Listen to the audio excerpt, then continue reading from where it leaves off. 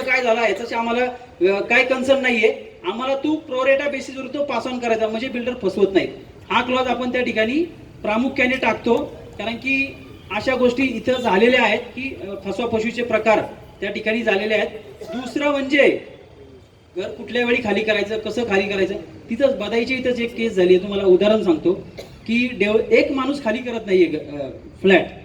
डेव्हलपरनी त्यांना आयडिया काय सांगितली की तुम्ही सगळ्यांनी खाली करा, मी काय करतो एक साईडनी दारं खिडक्या काढायला सुरुवात करतो आणि डिमॉलिश करायला सुरुवात करतो, म्हणजे धूळ बिळ कचरा जाईल त्याच्या घरामध्ये आणि तो सरेंडर होईल मला, आणि मग आपलं काम चालू होईल. लोकांनी ऐकलं, चांगली आयडिया म्हटले असंच करूया आपण, आणि लोकांनी घरं खाली केली. वुडलँड सारख्या सोसायट्यांमध्ये 35,000 रुपये भाडं आहे, तिथं घरं घेतलीत लोकांनी. 6 महिने झाले तो माणूस अजिबात टसकामस म्हणजे हलतच नाही जागेवरून, आणि 6 महिने झाले बिल्डर अजिबात रेंट एक सुद्धा रुपया देत नाही लोकांना, एकही रुपया रेंट देत नाही. लोक रेंट मागायला गेली की बिल्डर सांगतो डेव्हलपमेंट अग्रीमेंट मध्ये काय म्हटलंय, शेवटच्या माणसाने पीसफुल पोझिशन दिल्यानंतर मी तुम्हाला रेंट चालू करणार आहे. मग मला शेवटच्या माणसाने पीसफुल पोझिशन दिलंय का? नाही दिलं, मी रेंट देणार नाही. लोकांना खिशातून रेंट भरावा लागतोय. लोक पॅनिक, लोक म्हणतात की अहो तुम्ही पोझिशन घेतलं आमच्याकडून, पत्रे लावले, तुमचा सेक्युरिटी डिप्लॉय केला, म्हणजे ॲज गुड ॲज तुम्ही पोझिशन घेतलं. तो म्हणतोय पोझिशन घेतलं, पण मी ॲग्रीमेंट मध्ये काय म्हटलंय, शेवटच्या माणसाने पीसफुल पोझिशन देऊ द्या, मी तुम्हाला रेंट चालू करेल. लोक आता पॅनिक झालेत. लक्षात घ्या की विचार करतात की पुन्हा राहायला यायचं का, तर राहायला यायचं तर दारं खिडक्या काढून दिले, तर राहायला तरी कसं यायचं. अशा गोष्टी होऊ नयेत म्हणून ही आपल्याला काळजी घ्यायची असते. लक्षात घ्या. आणि म्हणूनच पीएमसीचं काम असतं की कधी घरं खाली करायची, कुठला डिसिजन घ्यायचा, कुठल्या पेपरवरती सह्या करायच्या, हेच तर आमचं काम आहे. बाकी तुम्हाला चक्काचौंध चांगलं दाखवलं, हे अशी तुमची बिल्डिंग, ते तर सर्व डेव्हलपर देणार आहेत. लक्षात घ्या. त्याच्यात काय म्हणजे फार रॉकेट सायन्स नाहीये. त्याला इथं 1.5 2 करोडला एक फ्लॅट विकायचा आहे, तर तो जो विकत घेणारा माणूस म्हणणार ना मला काय अम्युनिटीज देताय तुम्ही, काय स्पेसिफिकेशन देणार आहे, त्याच्याशिवाय का तो माणूस घेणार आहे. तेव्हा एवढा मोठा एवढा 1.5 2 करोड देणार म्हणजे तो विचारणार. तो तुम्ही सांगता त्याच्यापेक्षा 2 अम्युनिटीज जास्त देणार आहे. लक्षात घ्या, कारण की त्याला विक्री करायची इथं, त्यामुळे तो विषयच नाहीये. त्यामुळे ते आपण त्या ठिकाणी करून घेतो. प्लस एक्स्ट्रा रेट जो आपल्याला, आता समजा तुम्हाला आता 500 स्क्वेअर फुटाचा फ्लॅट आहे, 500 एक्स्ट्रा मिळाला, 1000 झाला, आणि अजून तुम्हाला 200 स्क्वेअर फूट विकत घ्यायचा आहे, तर त्याचा रेट काय, हा प्रत्येकाच्या मनामध्ये प्रश्न असतो. तर त्याचा रेट काय मिळाला आम्हाला. तर बऱ्याच वेळा असं होतं, कारण की तुम्ही रिडेव्हलपमेंटला का चाललंय, तुमची बिल्डिंग सी कॅटेगरीमध्ये घोषित नाही केलेली कॉर्पोरेशनने की करा खाली, नाही तर आता उद्या पडणार आहे. तुम्हाला मॉडर्न अमेनिटीज नाही आहेत, रिपेअर्स आलेत बिल्डिंगला, त्यानंतर पार्किंगचा अभाव आहे, त्यानंतर बरेचसे सिनियर सिटीजन आहेत, लिफ्ट नाही वगैरे वगैरे जे काय ते, म्हणून तुम्ही रिडेव्हलपमेंटला. आणि प्रत्येकाची फॅमिली साईज वाढली, मोठं घर हवंय, एकाच ठिकाणी राहायचं, कारण की नवीन फ्लॅट 2 BHK घ्यावं तर 1.5 2 कोटी रुपये द्यावे लागतात, म्हणून तुम्ही रिडेव्हलपमेंटला चाललाय. मग तुम्हाला एक्स्ट्रा 200 स्क्वेअर फुटाचा रेट काय असणार. तर बऱ्याच वेळा असं होतं की डेव्हलपर सांगतो मी तुम्हाला मार्केट रेटपेक्षा 10% डिस्काउंटनी देईल एक्स्ट्रा रेट 200 स्क्वेअर फुटापर्यंत. आपण सांगतो नाही, आम्हाला तू रेडी रेकनरच्या रेटनी किंवा त्याच्या आसपासचा रेट फार फार तर ठरवून दे, कारण की डेव्हलपर काय करतात की जो एक्स्ट्रा 200 स्क्वेअर फुटचा रेट आहे ना, तुम्हाला जास्त सांगतात, 10% डिस्काउंट देतात, आणि तिथंच आणतात जो इतरांना सेलला विकतात ना त्याच रेशिओमध्ये आणून ठेवतात तुम्हाला, आणि तुम्हाला सांगतात की दिला 10% डिस्काउंट. त्याच्या फसव्या याला आपण बळी पडायचं नाही. आपण रेडी रेकनरचा रेट किंवा त्याच्या आसपासचा रेट फायनल करायचा, तुमचं बेनिफिट होण्यासाठी. हे आपण सर्व टेंडरमध्ये टाकतो, नाही तर नंतर तो हातवर करतो की नाही नाही आम्हाला अगोदर तुम्ही सांगितलं नाही वगैरे वगैरे वगैरे. तर आणि त्याच्यावर सरेंडर करायचं असेल, आता बऱ्याच वेळा काय होतं की काहींना सिनियर सिटीजन असतात, नको मला 2000चं 1500चं घर, मला माझं आहे ते बांधून द्या आणि बाकीचे मला पैसे द्या. तर त्याचा रेट काय लावणार हे सुद्धा आपण त्या डेव्हलपरकडून अगोदरच घेतो, नंतर तो तुम्हाला चिरीमिरीच्या भावात सांगतो. हे जर आपण टेंडरमध्ये आणि अग्रीमेंटमध्ये नाही टाकलं ना, तर तुम्हाला अगदी म्हणतो नाही नाही मी विक्री करायला बसलोय, थोडी परचेस करायला बसलोय, तुम्हाला मी 7,000 रुपये देईल, 8,000 रुपये देईल, घ्यायचे तर घ्या वगैरे वगैरे असं काहीतरी सांगत असतो. तर त्याच्या कुठल्याही आमिषाला आपण बळी पडायचं नाही. त्यानंतर flat allocation choice. Flat allocation म्हणजे काय, कुठल्या मजल्यावरती कोण राहणार. बऱ्याच वेळा काय होतं की डेव्हलपर्स काय करतात, आता आमचे जे कस्टमर येणार ते 1.5 2 कोटीवाले म्हणजे अगदी हायफाय येणार, तुम्हाला ते थोडंसं म्हाडा समजतात की नाही, तो कसं सोशिओ इकॉनॉमिक इम्बॅलन्स म्हणतो ना आपण, तसा प्रकार थोडं तुम्हाला समजतात. नाही नाही हे काय 2-5 लाखात फ्लॅट घेतलेले आहेत वगैरे वगैरे वगैरे असं. मग तुम्हाला मी पहिले 4-5 माळ्यात बसवणार, वरचे मी लॅविश करून विकणार, चालणार नाही. रॅन्डमली कोणीही कुठल्याही टॉवरमध्ये रॅन्डमली राहू शकतो. लक्षात घ्या, ही कंडिशनच आपण टाकायची. तो तुम्हाला रिस्ट्रिक्ट करू शकत नाही की तुम्हाला पहिले 5 माळे तुमचे, नंतरचे माझे वगैरे वगैरे, असं काही नाही. रॅन्डमली तुमचा हक्क आहे, तुम्ही कुठल्या माळ्यावरती राहायचं ते हे आपण अगोदरच त्याला वधून घेतो, नाहीतर नंतर तो त्या गोष्टीला बिलकुल ऐकत नाही. ती चॉईस तुमची असते. त्यानंतर रिडेव्हलपमेंटमध्ये एक सर्वात आनंदाची वार्ता किंवा आनंदाची बाब अशी आहे की तुम्हाला तुमचा नेबर चॉईस करायची वेळ आता तुमच्याकडे आलेली आहे. लक्षात घ्या, आपल्या शेजारी कोण मैत्रीण, कोण मित्र आला पाहिजे, कोण असला पाहिजे, ह्याची चॉईस आता तुमच्याकडे ह्या रिडेव्हलपमेंटमध्ये आलेली आहे. लक्षात घ्या, आतापर्यंत तुम्ही बाय डिफॉल्ट राहत होते की काहीच पर्याय नाही, बाबा चला आता सहन करा किंवा जे काय वाईस वर्सा. पण आता मात्र तुम्ही म्हणू शकता की माझ्या शेजारी कोण पाहिजे, कोण मित्र मैत्रीण, कशा तुमच्या पद्धतीने तुम्ही राहू शकता. ही एक संधी तुम्हाला रिडेव्हलपमेंटमध्येच फक्त मिळते. त्यामुळं तुम्ही तुमचे मित्र मैत्रिणी आता चॉईस करून ठेवा की कुठल्या फ्लोअरला काय राहायचं, कशा पद्धतीने राहायचं. त्यामुळे ही एक रिडेव्हलपमेंटच्या स्कीममध्ये हे एक बेनिफिट मेंबर्सला मिळालेलं आहे. त्यानंतर पुढचं आपण कसं कुठं नाक दाबल्यानंतर तोंड उघडतं हे आम्हाला माहिती आहे की बिल्डर काय करतात की अर्ध 4-2 कामं सोडून देतात आणि मग कंटाळा करतात करायला, जाऊ दे लोक राहायला आलेत वगैरे फलानं हे ते. आपण जोपर्यंत बिल्डर त्याची शेवटची कमिटमेंट फुलफिल करत नाही तोपर्यंत त्याचे नवीन येणारे मेंबर, प्रॉस्पेक्टिव्ह मेंबर आहे, त्यांना सोसायटीमध्ये सभासद करून घ्यायचं नाही. लक्षात घ्या, मग त्यांना बिल्डरला हे परवडणार नसतं. समजा बिल्डरची उद्या 200 लोक एक्स्ट्रा आली आणि तुम्ही त्यांना सभासद करून नाही घेतलं तर ती बिल्डरकडे तगादा लावतात आणि बिल्डरकडे गेले की बिल्डर तुम्हाला म्हणतो त्यांना मेंबर करून घ्या ना. तुम्ही मला जेव्हा ॲग्रीमेंटमध्ये काय लिहिले, तुझी शेवटची कमिटमेंट फुलफिल करून दे, त्यांना मेंबर करून घ्या ना. तोपर्यंत त्यांना मेंबर करून घ्यायचं नाही. म्हणजे कुठं नाक दाबल्यावरती कुठं तोंड उघडतं हे आमच्याकडं टोटल आम्हाला सगळ्या गोष्टीची जाण आहे आणि ते आम्ही ॲग्रीमेंटमध्ये करतो. बऱ्याच वेळा आता हा मोठा कॅम्पस आहे, 141 गुंठे आय थिंक, मला त्याच्या आसपास असेल. तर एवढा मोठा कॅम्पस बऱ्याच वेळा बिल्डर काय करतो, तुम्हाला एक टॉवर बांधून देतो आणि तुम्हाला एका टॉवरमध्ये टाकतो आणि बाकी सगळा सेल पोर्शन पुढं वगैरे कमर्शियल आणतो. असं नाही, रॅन्डमली कोणी कुठं राहतो. आणि बऱ्याच वेळा नवीन लोकांना बिल्डर ही कमिटमेंट देतो की तुमचं सोसायटी वेगळी करतो, तुमचं कन्व्हेन्सही वेगळं करून देतो, तुम्ही फ्लॅट घ्या. आणि त्यावेळेस आम्हीच दाखवतो, तोही आपण क्लॉज टाकणार की आमचा प्लॉट डिवाइड करायचा नाही, सेपरेट कन्व्हेन्स नॉट अलाउड, आणि सेपरेट सोसायटी वगैरे. सोसायटी कशी होईल आपला इंटरनल पार्ट झाला, पण डेव्हलपर सांगू शकत नाही की मी तुमची वेगळी सोसायटी करल, तुमचा कन्व्हेन्स वेगळं करून देईल, तुमच्या 141 गुंठेच्या 2-3 तुकडे होतील कारण नसताना. तोही क्लॉज आपण त्या ठिकाणी टाकायचा. ह्या लेवलचं मायक्रो लेवलचं कोणी विचारही करत नाही. आमच्याकडून ह्या केसेस गेलेल्या आहेत. मुंबईला गोदरेजच्या बाबतीत असं झालेलं आहे, गोदरेजनी म्हाडाचा प्राईम चेंबूरला प्रोजेक्ट केलाय, तिथे ह्या केसेस झालेल्या, सोसायटी डिरजिस्टर्ड केलेली आहे. त्यामुळे हे सगळे अनुभवाचे बोल आहेत. म्हणून आपल्याला या सगळ्या गोष्टी ज्या आहेत त्या आपल्याला बिल्डरकडून वधून घ्यायच्या. सर्वात महत्त्वाचं म्हणजे पेनल्टीचा क्लॉज. बिल्डरने 3 वर्षामध्ये प्रोजेक्ट म्हणला मी कंप्लीट करून देतो तुम्हाला, नाही केला तर व्हॉट, काय पेनल्टी क्लॉज. मग तो सांगतो ठीक आहे मी 1 लाख रुपये पर मेंबर दिला, आता 200-250 भागिले 1 लाख करा, तर तुम्हाला काय येईल बा तुम्ही, म्हणजे 200-300 रुपये म्हणून वाटायला यायचे नाही. मग त्या केसमध्ये आपण सांगतो की 1 लाख रुपये पेनल्टी नाही, इक्विव्हॅलंट टू आवर रेंट, आमच्या रेंटच्या समप्रमाणात पेनल्टी द्यायची. म्हणजे ती काही लाखात जाईल तुमच्या, 251 गुणिले जो काय रेंट असेल महिन्याचा.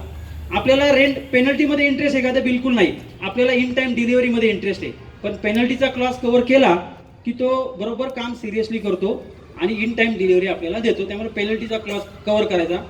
पुढचा क्लॉज त्याच्यामध्ये प्रामुख्याने असतो तो टर्मिनेशन. सर्वात महत्त्वाचा टर्मिनेशन. स्वतःचं टर्मिनेशन स्वतः डेव्हलपर करत नाही. लक्षात घ्या, क्लॉजच टाकत नाही. आपण ते प्रामुख्याने टाकतो की डेव्हलपरच्या आर्किटेक्ट, इंजिनियर, कॉन्ट्रॅक्टर, सब कॉन्ट्रॅक्टरने कुठल्याही प्रकारचं लॉचं व्हायोलेशन केलं, Breach of trust, Breach of quality, Breach of material, असं काही केलं आणि असं आढळलं तर आपण त्याला 30 दिवसाची नोटीस देऊन टर्मिनेशनची प्रोव्हिजन आपण कायद्यामध्ये अगोदरच करतो.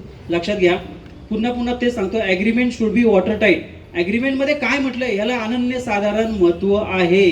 म्हणून आपल्याला हे सगळे क्लॉज आपल्याला ॲग्रीमेंटमध्ये प्रामुख्याने टाकायचे, नाहीतर आपल्याला नंतर बऱ्याच गोष्टीचा फेस करावा लागतील.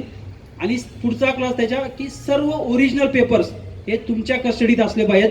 सर्टिफाईड कॉपी डेव्हलपरकडे असली पाहिजे. पण तुम्हाला काय वाटतं, अरे नाही तो खर्च करतो, त्यांनी स्टॅम्प ड्युटी करोड रुपये भरली, त्यांनी प्लॅन सँक्शनला खर्च केला, म्हणजे तो मालक झाला. तो मालक कधीच नसतो. त्याला आपण फक्त डेव्हलपमेंट राईट असाइन केलेले असतात. त्यांनी यायचं, डेव्हलप करायची, फ्लॅट विकायचे, तुमचे फ्लॅट तुम्हाला द्यायचे आणि मग त्यांनी इथून डिस्प्लेस व्हायचं, निघून जायचं स्ट्रेट अवे. त्यामुळे आपण सगळे ओरिजिनल पेपर्स आपल्या ताब्यात असले पाहिजेत. हाही क्लॉज आपण त्या ठिकाणी टाकतो. पुढचा क्लॉज आर्बिट्रेशन. म्हणजे तुमच्यात आणि डेव्हलपरमध्ये काही डिस्प्यूट झाला तर आर्बिट्रेटर थ्रू आपण तो रिझॉल्व्ह करायचा प्रयत्न करतो. कोर्टात गेलं तर काही वर्षे जातात. त्यामुळे आपण तो आर्बिट्रेटर थ्रू तो रिझॉल्व्ह करायचा प्रयत्न करतो.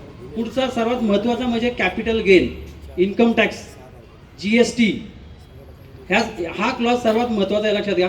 हा डेव्हलपरही टाकत नाही आणि तुम्ही विचार करत नाही. आयडियली काय होतं इन्कम टॅक्सच्या भाषेमध्ये, तुम्ही ज्या दिवशी डेव्हलपमेंट ॲग्रीमेंट बिल्डर बरोबर करता त्या दिवशी तुम्ही तो फ्लॅट विकला असा त्याचा सरळ भाषेमध्ये अर्थ होतो, ज्या दिवशी डेव्हलपमेंट ॲग्रीमेंट केली. आणि ज्या दिवशी तुम्हाला पोजेशन मिळालं त्या दिवशी तुम्ही तो खरेदी केला. आणि तुम्हाला माहिती आहे की कॅपिटल गेनचं एक्झेम्पशन घ्यायचं असेल तर फ्लॅट विक्रीपासून 2 वर्षात नवीन फ्लॅट घ्यायचा, आणि बांधकामाची स्टेज असेल तर 3 वर्ष. तर इथं आपली बांधकामाची स्टेज आहे, तर आपल्याला 3 वर्षात बाय डिफॉल्ट पोजेशन मिळालंच पाहिजे. नाही मिळालं तर तुम्हाला कॅपिटल गेन हेवी लागू शकते, लक्षात घ्या. हा क्लॉज आपण प्रामुख्याने टाकतो. 3 वर्षाच्या आत आम्हाला बाय डिफॉल्ट पोजेशन मिळालंच पाहिजे, नाहीतर तुमच्या खरेदीची किंमत, विक्रीची किंमत त्याच्यावरती इन्कम टॅक्सचं इंडेक्सेशन करून त्याच्यावरती कॅपिटल गेन काढली जाते आणि त्याच्यावरती 20% टॅक्स आहे त्याचं कॅल्क्युलेशन करून. ती काही लाखात गुणिले 251 अशी केली तर ती हेवी त्याची कॅपिटल गेनची रक्कम लागू शकते. त्यामुळे हा क्लॉज आपण त्या ठिकाणी कव्हर करतो. हा कोण बिल्डरही विचार करत नाही, तुम्हालाही काही कळत नसतं बऱ्याच वेळा. त्यामुळे हा क्लॉज फार महत्त्वाचा आहे. तुम्हाला पोजेशन मिळालं 3 वर्षाच्या की तुमचं सेक्शन 54 मध्ये एक्झेम्पशन त्याला तुम्हाला मिळालं कॅपिटल गेनला. नवीन घर घेतलं ना तुम्ही 3 वर्षाच्या आत बांधकामाची स्टेज, त्यामुळे तुम्हाला त्याचं एक्झेम्पशन मिळतं. पण नवीन घर घेतल्यानंतर तुम्हाला पुन्हा ते घर 3 वर्ष होल्ड करायचं आहे. म्हणजे माझं घर झालं, पोजेशन मिळालं, लगेच मी 2 महिन्यात 6 महिन्यात विकलं तर मात्र ते जे एक्झेम्पशन मिळालंय ते डीस लावून पुन्हा तुम्हाला त्याच्यावरती टॅक्स भरावा लागेल. हे असे हा इन्कम टॅक्सचा क्लॉज महत्त्वाचा आहे. त्यानंतर तुमच्या रेंटवरती GST लागतो, TDS कट करावा लागतो. मग तो कुठल्या ॲग्रीमेंटमध्ये, डेव्हलपमेंट ॲग्रीमेंटमध्ये काय वर्ड वापरल्यानंतर तो GST एक्झेम्प्ट होईल, त्यानंतर तुमचा TDS कमी होईल, ह्या सगळ्या प्रोव्हिजन हे आम्ही प्रामुख्याने आता टॅक्सेशनची प्रॅक्टिस असल्यामुळे, ठीक आहे, मला आता सूचना आली की आता उरका असे, ठीक आहे, 5 मिनिटं फक्त. तर अशा पद्धतीने भरपूर क्लॉजेस आहे, हे तुम्हाला बुलेट पॉईंट सांगितले मी. अशा पद्धतीने आपण ॲग्रीमेंट वॉटरटाईट करतो. त्यानंतर डेव्हलपमेंट ॲग्रीमेंट झाली. पॉवर ऑफ अटर्नीमध्ये सुद्धा आपण डेव्हलपरचं डेव्हलपमेंट संपलं, शेवटचा फ्लॅट विकला, कम्प्लिशन आलं की त्याची पॉवर ऑफ अटर्नी त्या ठिकाणी संपुष्टात येते. अशा प्रकारचा आपण डेव्हलपमेंट ॲग्रीमेंट आणि पॉवर ऑफ अटर्नी ड्राफ्ट करतो. जोपर्यंत तुमच्या 251 लोकांची घरं होत नाहीत फ्रीज, तोपर्यंत आपण सही करायची नाही. तुमचं 251 लोकांची घरं अलॉट झाली की आपण ते डेव्हलपमेंट ॲग्रीमेंट करतो. मग त्याला खऱ्या अर्थाने अधिकार प्राप्त होतात. आणि मग तो कॉर्पोरेशनच्या विविध NOC, आता यांनी सांगितलं मगाशी, त्या विविध NOC घेतो, मग काम चालू करतो, डिमॉलिशिंग, बाकी सगळ्या गोष्टी, ॲक्टिव्हिटीज, कन्स्ट्रक्शन ॲक्टिव्हिटी सांगितल्या त्यात जात नाही. आणि मग शेवटची येते ती हँडओव्हरची स्टेज, पोजेशन. कुठल्याही प्रकारे सॉफ्ट पोजेशन, फिटआउट पोजेशन, फर्निचरच्या नावाखाली पोजेशन घ्यायचं नाही. कम्प्लिशन सर्टिफिकेट आल्यानंतरच राहायला यायचं. कम्प्लिशन सर्टिफिकेट राहायला तुमचा फ्लॅट तुम्ही चेक करून घ्यायचा. बऱ्याच वेळा काय होतं की तुम्ही तुमचा फ्लॅट चेक करून घेता, पण कॉमन ॲम्युनिटीज जे डेव्हलपरनी कमिट केल्यात त्याच्याकडे कोणाचंही लक्ष नसतं. ॲज अ PMC म्हणून आम्ही त्यांनी ज्या कॉमन ॲम्युनिटीज कमिट केल्यात त्या सर्व त्याच्याकडून हँडओव्हर घेतो. लिस्टप्रमाणे सगळे पेपर्स घेतो. ते पेपर्स त्याच्याकडून घेतल्यानंतर आता त्यांना मेंबर ॲडिशन करायचं असतं. आपल्या आता 251 अजून 200 वाढले तर त्यांचा मेंबर ॲडिशनचा प्रस्ताव कोऑपरेटिव्हला दाखल करायचा, त्यांना मेंबर ॲडिशन करून घ्यायचं, तिथं त्यांचं शेअर कॅपिटल भरायचं, बायलॉजमध्ये अमेंडमेंट करायची, कोर्ट नियम दुरुस्ती करून त्यानंतर त्यांचं शेअर कॅपिटल भरायचं. तुमची पुन्हा जनरल बॉडी घ्यायची, दोन्ही लोकांची, एक्झिस्टिंग आणि प्रॉस्पेक्टिव्ह लोकांची जनरल बॉडी घ्यायची. तुमच्या कमिटीची स्ट्रेंथ त्यावेळेस वाढणार, ती वाढवायची. आता तुमची 15 लोकांची असेल मे बी, तर ती उद्या वाढणार, तर ती वाढवायची कमिटीची स्ट्रेंथ. तुम्हाला सर्वांना शेअर सर्टिफिकेट इश्यू करायचे, I रजिस्टर, J रजिस्टर, जो काही स्टॅट्युटरी रेकॉर्ड लागतो, जसं आत्ता तुमचं काम करतं फेडरेशन किंवा कमिटी, त्या पद्धतीने तुम्हाला म्हणजे सुरुवातीपासून आत्ता जे काम करत तशा पद्धतीत त्या लेवलला आणून सोडायचं. म्हणजे तुम्ही पुन्हा राहायला असतोपर्यंत तुमची कमिटी स्मूथ काम करेल. ह्या स्टेजपर्यंत सुरुवातीपासून शेवटपर्यंत सर्वांना शेअर सर्टिफिकेट वगैरे इश्यू करून तुम्हाला राईट फ्रॉम स्क्रॅच टू शेवटपर्यंत सर्व्हिसेस देणारी मेरिट ही एकमेव कंपनी आहे. धन्यवाद. धन्यवाद सर. त्यानंतर विनंती आहे आपल्या सर्व सन्माननीय पदाधिकारी सभासदांना, आपल्या कोणाच्या प्रश्न असतील तर आपण हात उंचवावा, तिथपर्यंत माईक हा पोहोचेल आणि आपण प्रश्न विचारू शकता. विनंती आहे. तोपर्यंत 2 मिनिटं देतो. माईक येतो, बाकीच्यांना पण कळला पाहिजे प्रश्न, तो प्रश्नांचा नाही, तिथं लागणार आहे. डेव्हलपमेंट ॲग्रीमेंट करताना 3 वर्षाचा जो पिरियड जाईल त्या पिरियडमध्ये कॉर्पोरेशन टॅक्स कोण भरणार? मनपा टॅक्स संदर्भात हा दाखवा. हे पहा, ज्या वेळेस आपण डेव्हलपमेंट ॲग्रीमेंट जाऊ द्यास, आपण पीसफुल पोझिशन ज्या दिवशी डेव्हलपरला देणार, म्हणजे तुमचा MACBचं मीटर सरेंडर करणार MACBला आणि तुम्ही डेव्हलपरला तुमच्या कॉर्पोरेशनचे टॅक्स त्याला नो ड्यू सर्टिफिकेट आणून द्यायचं डेव्हलपरला, आणि तुम्ही पोझिशन दिल्याच्या दिवसापासून पुढचं जी काय आहे ती सर्व जबाबदारी त्या डेव्हलपरची असणार आहे. तुम्हाला एकही रुपया भरावा लागणार नाही, कारण की त्यावेळेस कमर्शियल ॲक्टिव्हिटीज होणार आणि कमर्शियल रेटनी इथं टॅक्स येणार. त्यामुळे तुम्हाला इंडिव्हिज्युअल काही टॅक्स नाही येणार. तुम्हाला पोझिशन दिल्यानंतर पोझिशन इंटिमेशन लेटर दिलं की तुम्हाला 2 महिन्याच्यात पोझिशन घ्यायचं असतं. तुम्ही पोझिशन लेट जरी केलं तरी तुम्हाला सर्व प्रकारचे मेंटेनन्स टॅक्स सगळे चालू होतं. थँक्यू. एक क्वेश्चन आहे की बिल्डर प्रेशर किती टाकतो, म्हणजे आता PMC वरती बिल्डर काही प्रेशर टाकत असेल तर तुम्ही कशा प्रकारे हँडल करता? आता प्रेशर कुठल्या प्रकारचा आहे हा सर्वात महत्वाचा आहे. आता हा हायपोथिकेटेड प्रश्न आहे पण जनरल प्रश्न म्हणजे आता आहे. तुम्ही एवढे लॉ सांगितले, या. पण आता आम्हाला सगळे लॉ माहीत नसतात. बरोबर. बरोबर आहे. आता त्याच्यात तो काय बिल्डर असं म्हणाला आहे, हा लॉट तुम्ही बघा टाकू नका. सांगतो सर, हे आपण आहे ना, हे जे आता मी बोललोय हे टेंडर मध्येच टाकणार आहे आणि तो जेव्हा ते टेंडर 100 वाचेल त्याच वेळेस तर करणार की अरे मला वॉटर टाईट केलेलं आहे यांनी, त्यामुळे मला ऑफर जी आहे ती त्याच पद्धतीने द्यायची आणि कामही त्याच पद्धतीने करायचं. त्याला मान्य असेल तरच तो टेंडर भरून देईल, नसेल तर तो देणारच नाहीये. आणि हे आपल्या हिताचं आहे, हे आपल्या टेंडरमध्ये आपल्याला टाकायचं आहे. जस्ट एक पॉईंट त्याच्यामध्येच ऍड करतो त्याचं उत्तर, की हे जो काही डिसिजन होणार आहे तो डिसिजन काय PMC एकटी घेणार नाहीये. PMC वर काउंटर चेक ठेवायला इथली कमिटी आहेच आणि जॉईंटली हा डिसिजन असणार आहे की जो त्याच्यामध्ये जो काय क्लॉज ठेवला जाईल तो क्लॉज काय ठेवला जाईल. सर, प्रतीक नगरमध्ये 11 बिल्डिंग ज्या आहेत टोटल, त्यांचा एरिया वेगवेगळा आहे. ओव्हरऑल प्लॉटमध्ये त्यांचं contribution in that area, right. तर FSI कॅल्क्युलेट करताना हे कसं कॅल्क्युलेशनमध्ये कन्सिडर केलं जाणार आहे की आता सपोज ते 3 नंबर बिल्डिंगचा एरिया जास्त लक्षात आला विषय. कमी आहे त्या- कसं आहे माहिती आहे का, प्रतीक नगरचा हा जो काही लेआउट आहे, तुम्ही लेआउट ऑफ बिल्डिंग्स आहात, लेआउट ऑफ प्लॉट नाही आहात, लक्षात घ्या. त्यामुळं जो काय FSI तुमचा डिस्ट्रीब्यूट झालाय डेव्हलपरनी त्याच्या सोयीनुसार याच्यानुसार केलेला आहे. त्यामुळे तुम्ही एंट्री आतमध्ये केली कॅम्पसमध्ये की तुम्ही सगळे एक हात कॉर्पोरेशनकडे तुम्ही लेआउट घेऊन गेला की ते असं म्हणू शकत तुमच्या 10 बिल्डिंग आहेत का 10 सोसायटी आहेत त्यांच्याले की तुम्ही एकच आहात. त्यामुळे जे काय मिळेल त्या सर्वांना इक्वलच मिळणार आहे, कोणाला कमी जास्त प्रपोर्शनेटली काहीच मिळणार नाही. फ्लॅटचा आहे तिकडे सांगा ते.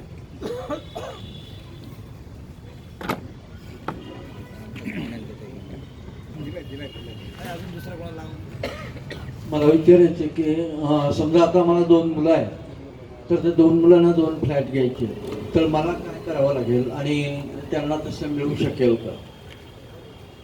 काहीच अडचण नाही सर, हा इंडिव्हिज्युअल प्रश्न आहे. तरी पण जे काय तुम्हाला काही करायचे, 2 मुलांना 2 वेगळे घ्यायचे आहेत किंवा मुलाचं नाव ऍड करायचे तुमच्या ॲग्रीमेंटमध्ये किंवा तुम्हाला रिलीज डीड करायचे, सगळं पॉसिबल आहे, काही अडचण नाही. हे वैयक्तिक ज्यावेळेस स्क्रुटनी करू आपण त्यावेळेस तुम्हाला मी याचं उत्तर सांगेल की काय करावं लागेल आणि त्याला काय कॉस्ट येईल किंवा कशा पद्धतीने होईल, किती दिवस लागतील, सगळी डिटेल येईल.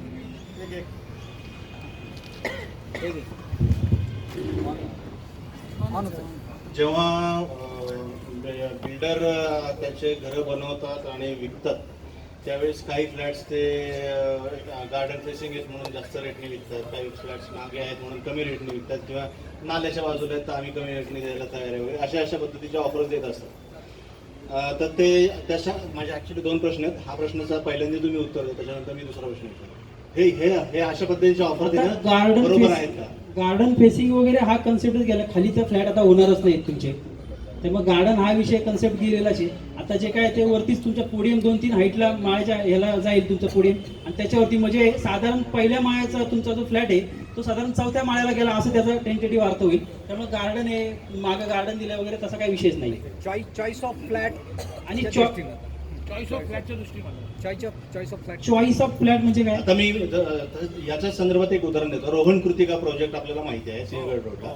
त्या ठिकाणी त्यांनी जे मध्ये गार्डन दिलेलं आहे त्या गार्डनला फेसिंगवाल्या फ्लॅट्सला त्यांनी एक वेगळा प्रीमियम रेट लावला होता आणि पाठीमागे जे फ्लॅट्स आहेत त्या लोकांना वेगळा रेट लावलेला होता. तर हे अशा पद्धतीने रेट्स हे बिल्डर ऑफर करतात तर ते बरोबर आहेत का? पहिली गोष्ट.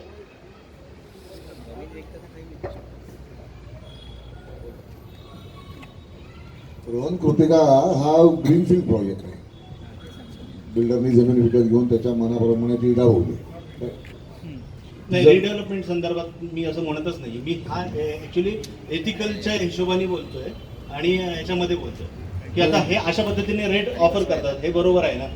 हे असतं की नाही? जो हे बिल्डर आहे असतं. त्याचा त्याचा चॉईस आहे. Correct. त्यात तुम्ही आता- कायद्याने थांबवू शकत नाही. करेक्ट. मग आता माझा दुसरा प्रश्न असा आहे की जर काही बिल्डिंग्स, म्हणजे तुम्हाला जर लेआउट सगळं माहितीच आहे, ज्या बिल्डिंग्स या कमर्शियल व्हॅल्यूच्या दृष्टिकोनातून रोडला जवळ आहे किंवा ज्यांचे फेसिंग हे जास्त रोडच्या बाजूला आहे, किंवा काही बिल्डिंग ज्यांचं फेसिंग हे गार्डनच्या बाजूला आहे, काही फ्लॅटचं फेसिंग हे नाल्याच्या बाजूला आहे, मग ह्या लोकांचे तसे कन्सर्न्स असू शकत नाहीत का की आमचं तर प्रीमियम फेसिंग आहे, ते आम्हाला लूज करावं लागेल? अशा पद्धतीचं जर तुम्ही रूल लावत असाल की सगळ्यांना इक्वलच एरिया मिळेल किंवा सगळ्यांना इक्वलच बेनिफिट्स पास ऑन होतील. त्याचा जेव्हा बिल्डरचा आर्किटेक्ट प्लॅन तयार करेल त्याच्यानंतर फ्लॅट सिलेक्शन करताना तो चॉईस तुम्हाला एक्झिक्यूट करायचा आहे. त्यामुळे त्याच्यामध्ये PMCचा काही रोलच राहत नाही. बिल्डरचा आर्किटेक्ट जेव्हा प्लॅन देईल तेव्हा तुम्ही तुमच्या चॉईसनी फ्लॅट घ्यायचा आहे, कुठल्या बिल्डिंगमध्ये घ्यायचा आहे, कुठल्या बाजूला घ्यायचा आहे, कुठल्या दिशेला घ्यायचा आहे, किंवा मजल्यावर घ्यायचा आहे, हे प्राथम्याचा अधिकार तुम्हाला दिला जाईल. याच्यात मी थोडंसं ॲड करतो की प्रश्न एकदम व्हॅलिड आहे, पण एक गोष्ट आपण लक्षात ठेवली पाहिजे की पोटेन्शियल किती डेव्हलप होत आहे. वेन वी आर टॉकिंग, आता त्यांनी ते कॅल्क्युलेशन्स करून दाखवली किंवा कॅल्क्युलेशन आपल्यालाही माहिती आहे, काही वेगळं नाही आहे की 6.4 6.5% टाईपनं एवढ्या मोठ्या लेवलला त्याचं पोटेन्शियल डेव्हलप होतं आहे. त्यामुळं फर्स्ट चॉईस जो आहे तो फर्स्ट चॉईस आपल्याकडेच राहणार आहे. म्हणजे साध्या भाषेत जर सांगायचं झालं तर समजा इथं आपल्याकडे 250 लोक जर राहत असतील आणि उद्या त्याचं 1200 लोक होण्यापर्यंत किंवा व्हॉटेवर त्या नंबरपर्यंत त्याचं पोटेन्शियल वाढणार आहे, तर 250 लोक कशी अकोमोडेट करायची, that is a first thing. त्यामुळे ते चॉईसेस सगळे जे आहेत ना ते त्यांनी सांगितल्याप्रमाणे आपण बायर वगैरे नाही, आपण ओनर आहे तिथले. लक्षात आलं? ओनर असल्यामुळं 1200 लोकांची जरा फ्लॅटची एक स्कीम तयार होती आणि त्यातले हे 250 लोक आहेत, त्यांनी इथले चॉईसेस करायचे सगळे जे काय त्यांना पाहिजेत ते, आणि मग राहिलेला तो विकेल. त्यामुळं त्याच्यातला जो विषय जो येतो की तुम्ही मागं आहे, किंवा इथं सुद्धा जे लोक म्हणत असतील की मी पुढं आहे किंवा तुम्ही मागं आहे, गार्डन अमुक तमुक, हा विषय ना हा बिकॉज ऑफ, म्हणजे आपण म्हणू की आपण लकी ह्यासाठी आहे की आपला काय 10% 15% FSI वाढत नाही आहे. आपला FSI वाढतोय हा एवढ्या मोठ्या प्रचंड प्रमाणात. त्यामुळे आपल्याकडं जागा, फ्लॅटची प्लॅनिंग आणि अवेलेबल फ्लॅटची क्षमता एवढी मोठी होणार आहे, त्यातले जे 250 पहिले अकोमोडेट होतील ते बेस्ट चॉईसेस होणार आहे. लक्षात आलं? त्यामुळे त्याची युनिफॉर्मिटी मेंटेन करणं हा जो त्यांनी पॉईंट सांगितला तो एकदम व्हॅलिड आहे. आपण व्हिडिओ फक्त पाहूया. हा फक्त एक व्हिडिओ पाहूया आपण. जय श्रीराम. मी सुभाष देसाई, कोषाध्यक्ष सोसायटीचा.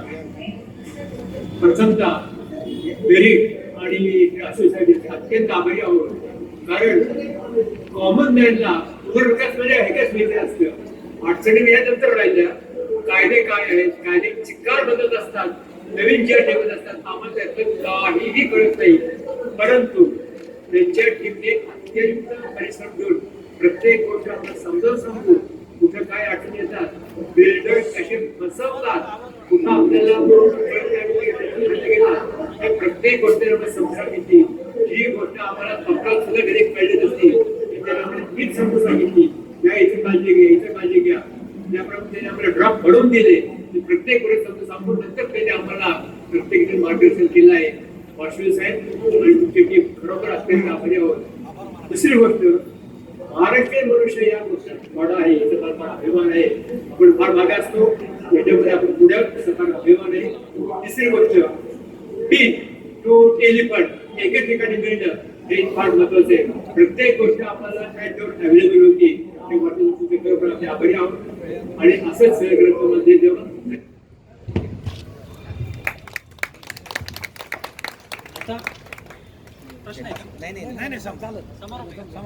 एकच मिनिटं सांगतो फक्त. आमची जी टीम होती वेळेअभावी बोलणं शक्य नाही झालं, परंतु आमचे नाळे सर जे आहेत ते जसं सरांनी सांगितलं की ह्यांनी UDCPR जो काय आपण आता म्हणतो UDCPR काय आहे किंवा काय, ते नाळे सरांच्या अखत्यारीत तो UDCPR बनवलेला आहे. त्यांनी सोलापूर, पुणे, वेगवेगळ्या जिल्ह्यावरती महाराष्ट्र लेवलला नगर विकास खात्यामध्ये काम केलंय आणि ते आमच्या टीमला आता असोसिएट करतायत. त्यामुळं गाडा अभ्यास आहे, म्हणजे हे तुम्ही आपण म्हणतो DC रूल वगैरे तर यांनी बनवलेले आहेत आणि हे अशी व्यक्ती आमच्या टीम बरोबर आहे. नाळे सरांचा मी या ठिकाणी धन्यवाद देतो. त्यानंतर MEP मध्ये जोशी सर जे आहेत ते MEP मधले मास्टर आहेत. त्यांनी PCMC वगैरे याच्यामध्ये MEP मध्ये भरपूर काम केले. आता तुमचं मेंटेनन्स कसा कमी होईल, सोलर हीटर काय, सोलर एनर्जी काय, त्यानंतर बाकीचे सगळे म्हणजे STP वगैरे त्याच्यामध्ये तुम्हाला STP लागेल का, मग ते STPचं कसं कन्झम्पशन कमी करता येईल किंवा तो कसा सुटेबल आहे सगळं सांगितलं. सगळं वेळेअभावी त्यांनाही बोलता नाही आलं. त्यामुळं ही एक्सपर्ट मंडळी आहेत. तर आपलं या ठिकाणी धन्यवाद. त्यानंतर लायझिंगमध्ये एक्सपर्ट आमचे पाटील सर आहेत, शैलेश पाटील सर. म्हणजे कॉर्पोरेशनमध्ये शैलेश पाटील नाव घेतलं की लायझनिंग मधलं काही असू द्या, तुमचा कुठलाही रूल्स असू द्या, UDCPR मधला कुठलाही रूल्स काही असू द्या, त्यांच्या टेक्निकल भाषेमध्ये मला जास्त बोलता येत नाही, परंतु पुस्तकामधलं काही असू द्या, तुमच्या टेक्निकल अडचणी असू द्या, ते त्याच्यामध्ये मास्टर आहे. तर सर तुमचं या ठिकाणी मी धन्यवाद करतो. फक्त वेळेअभावी बोलता नाही आलं या टीमला. आणि तसंच रवी रानडे सर जे सरांचे बंधू आहेत ते काय आहेत, कन्स्ट्रक्शन डायग्नॉस्टिक्स मध्ये ते पुण्यातले पायनियर आहेत आणि कॉन्क्रीट क्वालिटी कंट्रोल याच्यावरती त्यांचा एक्सपर्टीज आहे. त्यामुळे आपल्या इथे होणाऱ्या नवीन बांधकामावरती ते बारकाईने लक्ष ठेवू शकतील आणि ते त्यांच्या प्रांतामध्ये गाढे अभ्यासक आहेत आणि अतिशय यशस्वी माणूस आहे. त्यानंतर आमचे चार्टर्ड अकाउंटंट प्रदीप सर आहेत. यांचाही खूप अभ्यास आहे की जे आपण आता डेव्हलपर्स शॉर्टलिस्टेड करणार त्यांची नेटवर्थ म्हणा, त्यांचा टर्नओव्हर म्हणा, बॅलन्स शीट्स म्हणा, याचं ऑडिट आणि बाकी सगळं अनालिसिस करणं हे यांचं काम आहे. त्यांनाही वेळेअभावी बोलता नाही आलं. त्यानंतर कंपनी सेक्रेटरी दीपक साळुंके हेही कंपनीची ROCची माहिती, बाबा ही खरंच प्रायव्हेट लिमिटेड कंपनी आहे, किती वर्षापासून आहे, काय आहे हिस्ट्री, डायरेक्टर्स कोण आहेत, ते सगळ्याची डिटेल्स जे ते हे करतात. अशा पद्धतीने आमची टीम आहे. आणि मी पुन्हा एकदा प्रतीकनगरच्या सर्व सभासदांना मानाचा मुजरा करतो की आपण आम्हाला या ठिकाणी बोलवलं आणि बोलण्याची संधी दिली. धन्यवाद.